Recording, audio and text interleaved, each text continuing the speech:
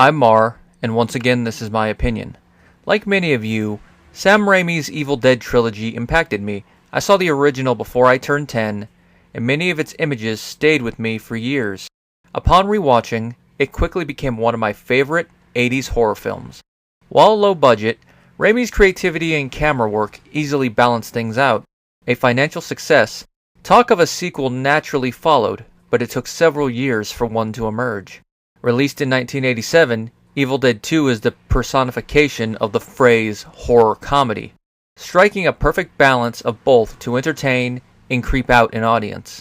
While it was the last entry I saw, it has become my favorite in the series, along with one of my favorite horror films in general. Like TMNT in 1990, when I heard that the Frida Cinema was screening this film in October, I knew I had to go.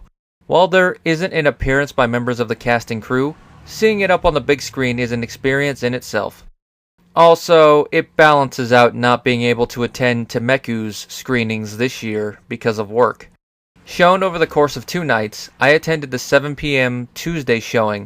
While nowhere near a packed house, those who shared the screening with me enjoyed the film in kind. 2 sitting in the row ahead of me even dressed up, and at times one would even whisper trivia to his buddy.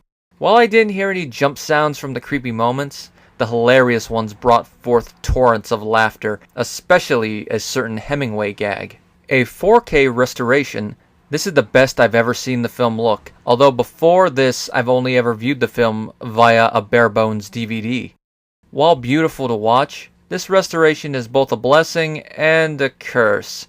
On the pro side, one can appreciate the cinematography, from Raimi's framing and camera movements to lighting. The long take chase is one example. On the con side, 4K isn't kind to several practical effects shots. While the Henrietta makeup looks good, I can't say the same for her demonic puppet. With how Raimi lit those scenes, she looks like a puppet. Although to be fair, it maintains an 80s charm. Some of the matte work also stands out, although they blend in better when compared to the puppet. There are other small moments that stood out more, but they mainly betray the small budget Raimi had to convey certain story ideas. Example, armor. Evil Dead 2 was a fun night at the movies. While it would have been nice to see it with a larger crowd, I'm happy the one I was with didn't sit on their hands.